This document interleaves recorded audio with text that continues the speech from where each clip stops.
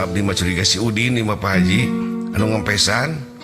Astagfirullahaladzim, ya Allah. Cek Pak Haji Hamid berjeng gogodeg turta mulak cangkeng. Aya wae nya Pak. Menin teu kuhaan teu kahirupan teh. Baik. Baik midahkeun we. Den. Muhun Pak Haji. Deni tadi ngabejakeun ka bapa di dieu bakal aman. Buktina geuninganna teu aman. Ah ieu mah si Udin Pak Haji. Si Udin wae sok sungudon ka batur ayeuna naon teh. Yeuh. Hiji hal nu can katingali ku panon sorangan, toa ka nuding dosa Deni. Muhun Pak Haji. Namun abdi gagaduhan emutan teh tadi sawaktos nuju kempel di payunan warung Codah. Satosna Codah masihan bewara ka abdi turta ka Pak Haji, oe ka Ibu Mirda sareng ka Mah Haji. Si Udin tayohna lurusuhan turta ngadelekan ka abdi anjeunna hoyong 150.000 rupiah mah. Ke. Ya moal Pak Haji mah. Embung ah. Bisa jadi sungton. Geus galak kumaha deung atuh ayeuna ieu geus kieu. Ai tamal ban di mana di dieu Den? Tebih ka luhur Bu.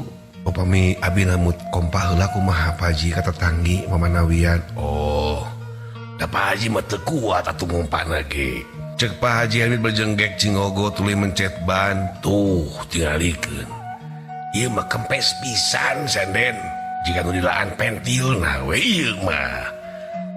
Geus kieu teh Pak Haji. Ari serepna ya ieu teh Pak Haji. Cing da can apal Pak Haji ge. Tuluy Pak Haji Hamid unggang ongeng ka kolong mobil. Aya Den. Aya. Terus mun aya serepna kumamanya sabelah. Teu maksud teh wios nu sabelah nganggo serep heula nu salah ku abdi bade salah ka luhur Pak Haji. Wios hiji uru ditamalna. Oh. Nyanyi atuh sok aya kitu mah teu nanaon. Geus kitu mah Pak Haji Hamid bukakeun bagasi, turta nyokot dongkrak jeung kunci roda. Kongsi dilasong tu dibikeun ka urang. Geus kitu mobil teh buru-buru didongkrak turta dihilikeun ban serep kana ban nu kempes eta.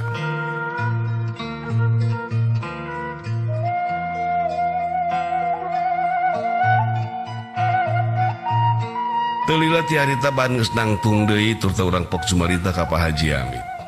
Haji, rupina mah abdi atuh ayeuna bade milarian tamalaban. Geus kopi bae digorolong-gorolong we atuh.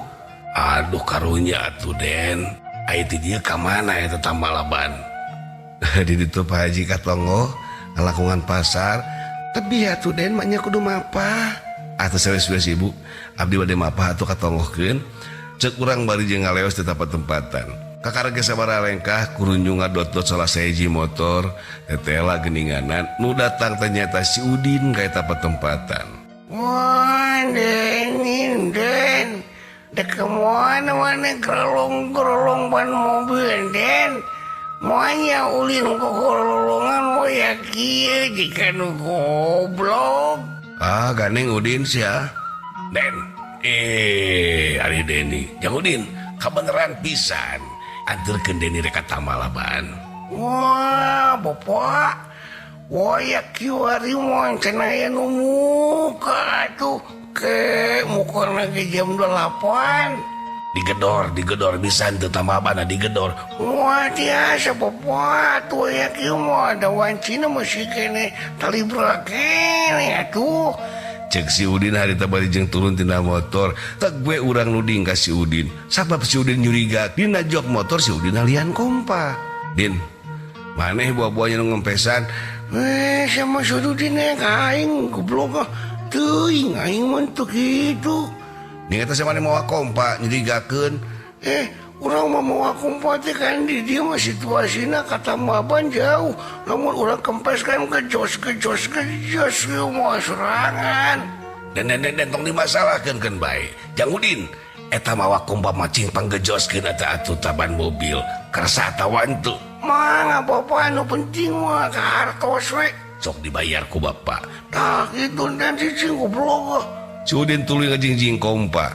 Dari latih harita si Udin der we atuh. ban mobil nu kempes dikompak ku si Udin.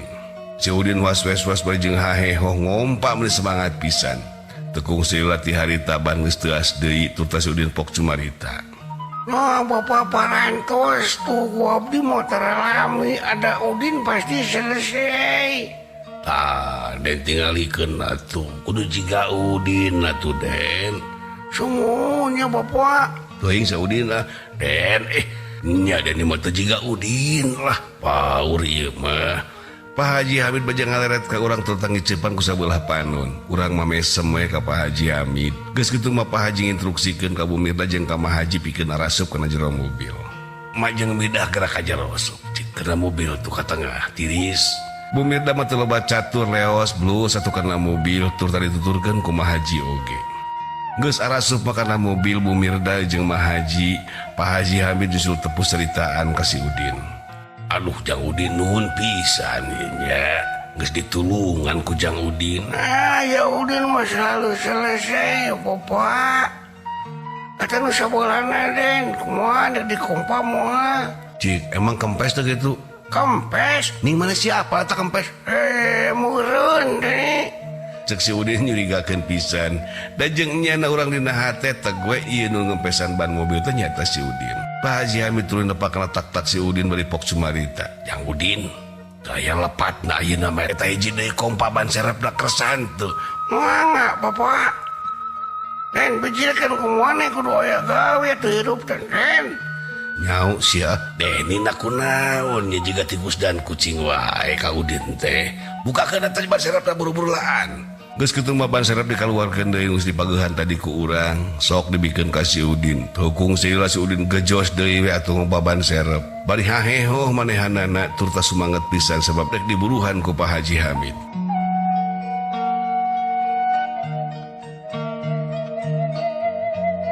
Kudu juga urang Den, urang mah siap pake. Den kudu jiga Udin atuh. Mana Udin mah jagoan. Mana Udin mah kuat. Mana Udin mah soleh. Mana ganteng. Kudu jiga Udin na Deni atuh. Oh, Dan mah kudu juga urang. Urang mah tercapai urang mah. Urang mah kuat. Cek si Udin dari tabah jeung ngompa meuli semangat pisan. Urang mah Udin mah jagoan. ya maunya Bapak abdi jagoan.